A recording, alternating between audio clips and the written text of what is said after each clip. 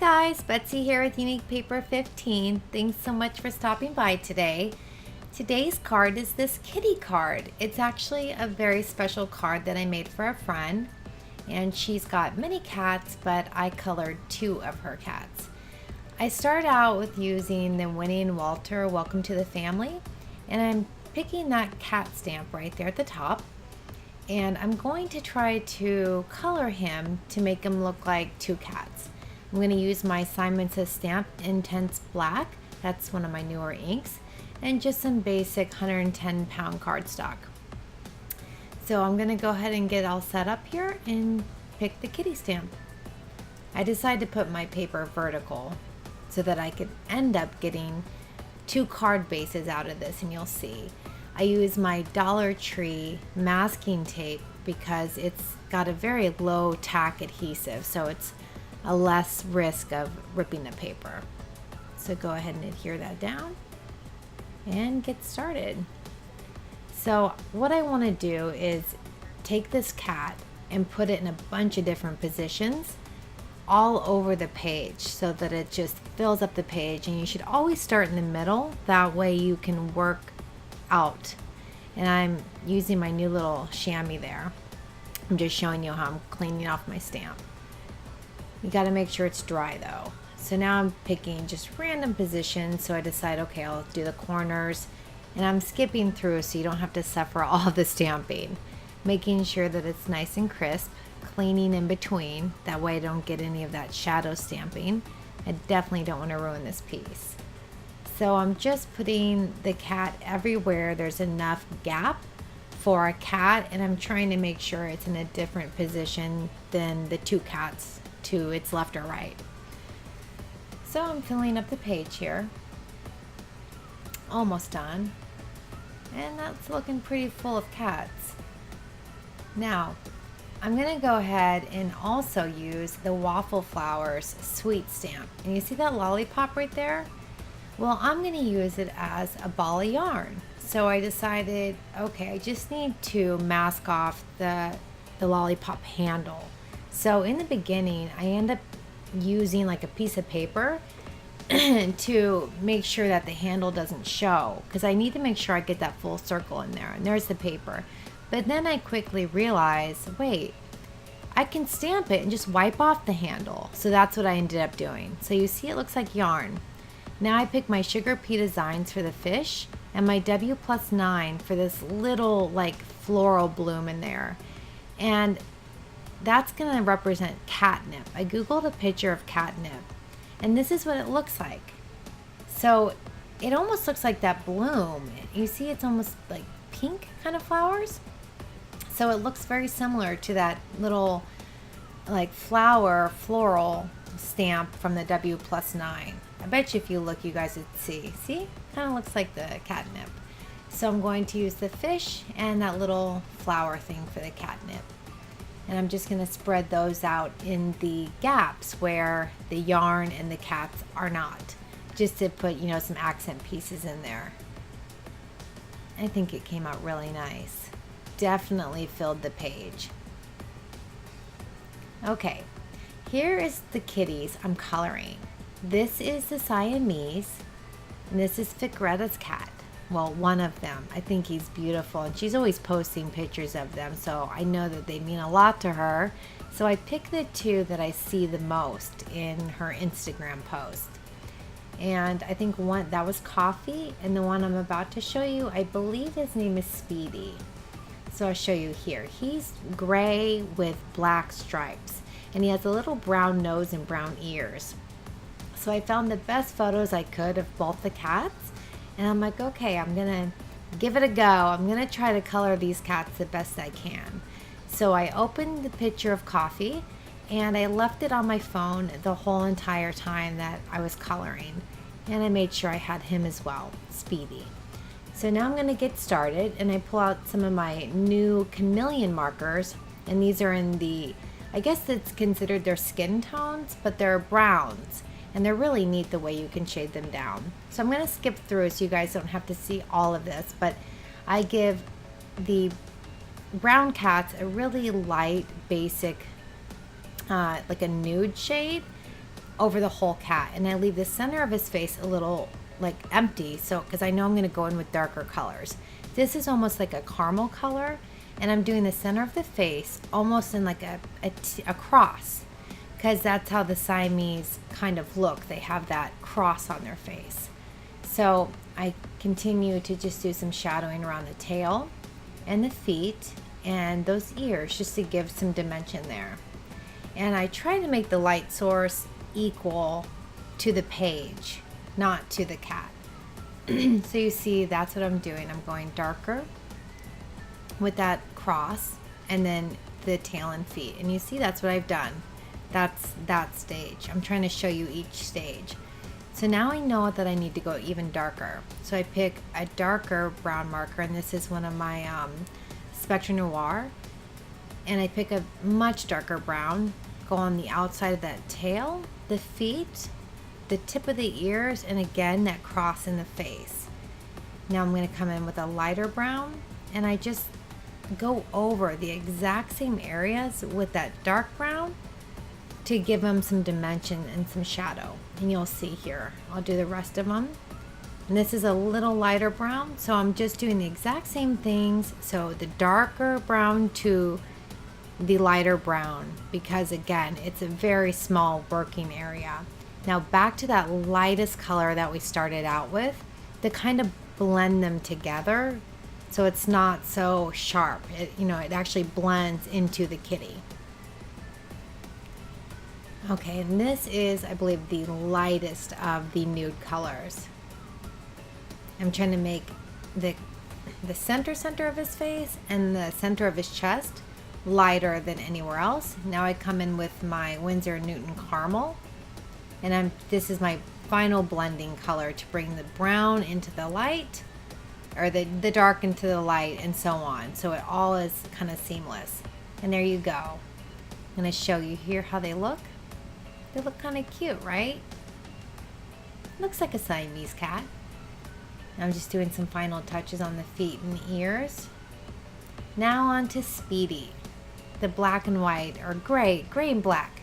I'm noticing that he's got some brown spots on him. So I'm going to start off with my lightest gray. For these, I use most of my Prisma colors. So what I do is I pick the lightest gray. I believe it was a French gray 10. And I just color the whole entire cat a very light gray, just to have a nice base to work with, because it should be somewhat simple since it's a gray cat with black stripes. But he doesn't have black stripes everywhere. He's got more on his tail and more on his face than, say, his chest or anywhere else. So here you go. I'm just giving that base coat of the light gray everywhere. I didn't leave anywhere white. Just colored the whole cat a light gray. See? They're all done now. I'm showing you here. Now I want to come in. Well, first I want to show you the cat. What I'm going to show you here is he's got like a brownish nose and brownish like ear tips. So I bring in like this, I think this is called camel. And I want to just do the tips of his ears and the tip of his nose, where he has that little bit of brown there.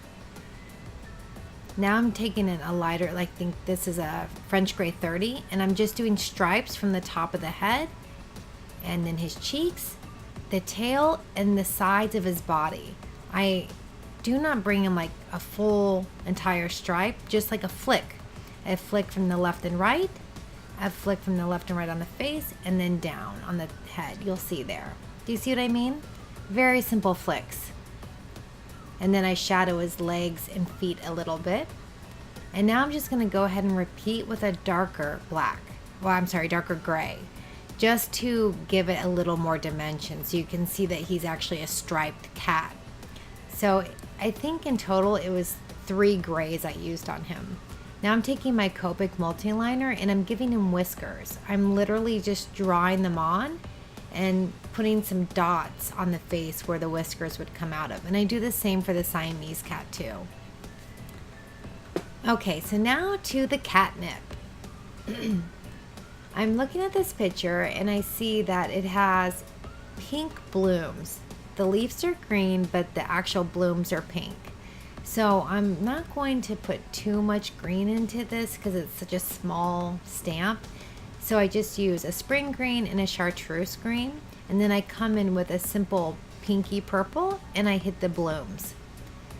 Now I want to do the fish. I'm going to leave them a simple two-tone blue.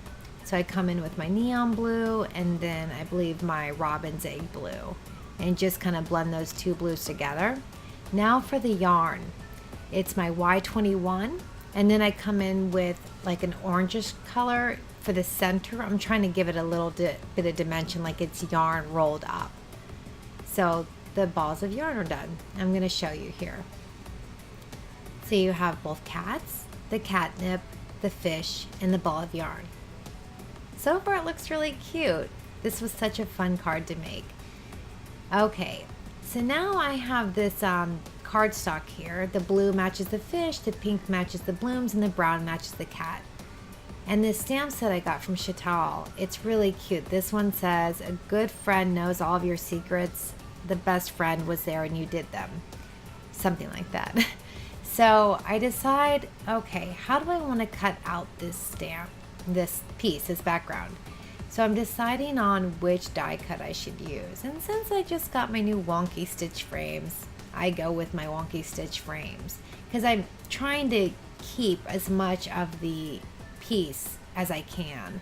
It's so painful to cut up a piece after you've spent so much time on it. So I'm like, hey, if I do this, I could actually get 2 cards out of it. So I go ahead and I cut it down, and what's nice is it just embosses the stitch frame. It doesn't actually cut out the center, so you get to keep your entire piece. So now I'm going to line it up. I'm deciding which order I want this to go. So I'm thinking, do I want the pink first, the blue? I'm deciding on contrast. So I decide on this order right here, the blue to the pink to the brown. So I go ahead and I trim it down just to leave a very thin border because I want there to be complementary colors, but I also don't want to take away from all the coloring of the actual card itself. So very thin border on the blue, on the pink, and same with the brown. And the reason I did the brown in the back is because there is so much brown in the actual card itself. So I want that to be such a very small element of the background. So I'm going to line it up and score it right in half because that is going to be my card base.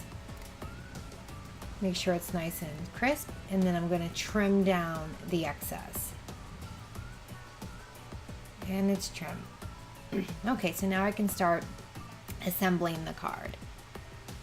I'm going to line the actual art piece against that blue. Just line it up like we said with a very thin border. And no dimensional tape, just right on here.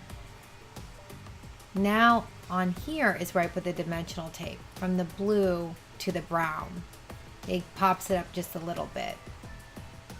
And you see I didn't fully cover the card. I just want it popped up enough. And also this card was being shipped overseas, so I didn't want it being too heavy.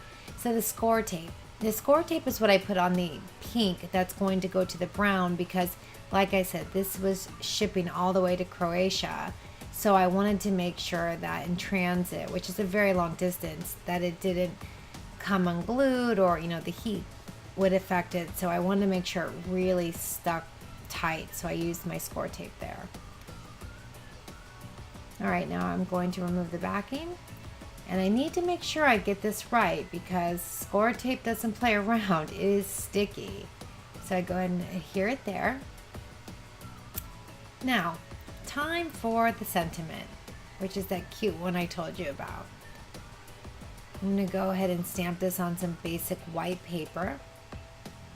But what I want to do is I want to give it something extra. So I use my Versa Fine black, onyx black, and then I'm going to accent it with my Distress Oxide worn lipstick. Clean my stamp off in between, of course. Make sure I clean it really well. I don't want to contaminate my oxide. So I line it up as best I can. Here's my big fat head. Sorry about that, guys. But I do have a head. Okay, so I line it up to where you just see a little bit of the pink. Now I'm deciding which shape do I want to cut this sentiment out. And what do you know? I go right back to the wonky frames. Remember, I have 2 new sets now, so I used the smallest of the wonky stitch frames. And I figured, why not? It kind of matches the front. So they're both rectangular, they both have wonky stitch frames. It goes. And plus it's easy. So I was just gonna slap it inside, but then I was like, wait, you know what? I have all this leftover cardstock. Why don't I do something a little bit better? So to use my scrap pieces, which you see, it almost worked perfect. These are just my leftovers. I trim it down in the exact same order, the blue to the pink, and then it's gonna be on the brown. So it really does match the front of that cover, and I didn't waste as much paper. I really like to save paper. Probably way too much. I have so much paper. Okay, so now it's adhered. This is the card. I'm gonna show you. I still have a few things to add, but it looks really cute. She'll get the idea. Okay, so my Spectrum Noir sparkle markers. I want to make this really girly and frilly and cute, so I'm taking out, I believe these are my clears, and I'm just adding some sparkle to the yarn, to the fish, to the flowers, just everything really. A little bit on the kitty stripes to make them sparkle a little bit. You see there on Speedy? Okay, now that I've added a little bit of sparkle to the Speedy kitty, now I'm going to move on as soon as I'm done sparkling here. It really is addictive. There we go. Now I'm accenting the Siamese, but just like the ears and the tail, I didn't want to make him too sparkly. Now to the catnip. Just giving it a little bit of sparkle, green and clear. Now I took this pink gel pen and I'm hitting the kitty's nose and their pink paws. So anywhere where you can see a nose and paws, that's where I'm adding it. And it actually looks so cute. It just gave a little bit of dimension. Now the white, just very, very little on all of the eyes. And the Siamese eyes, they kind of got lost a little bit because of that brown, so that white really helped bring them out. And there you go. You can see it just ever so light there.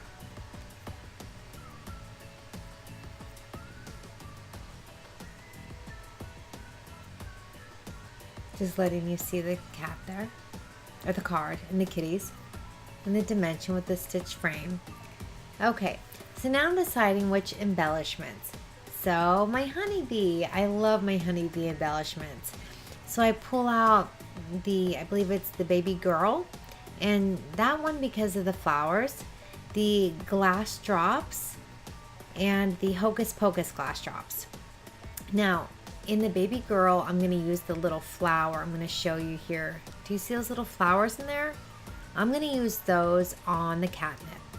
On this spring mix, I'm going to use the very light bluish color to represent the fish.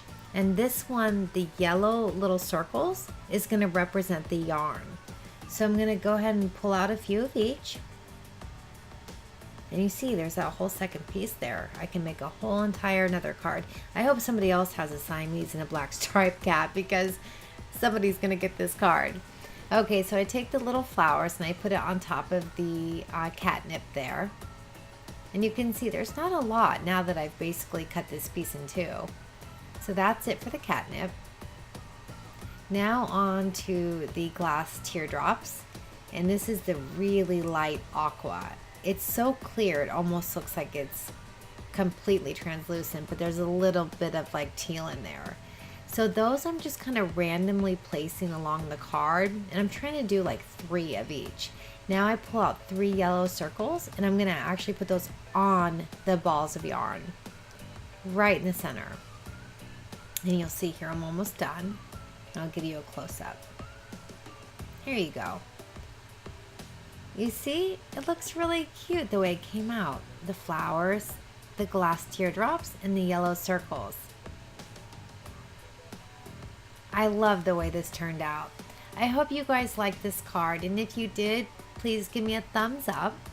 Subscribe to my channel if you're not already. Share the video with a friend if you'd like, and definitely come back for more. Thanks so much. Have a great day.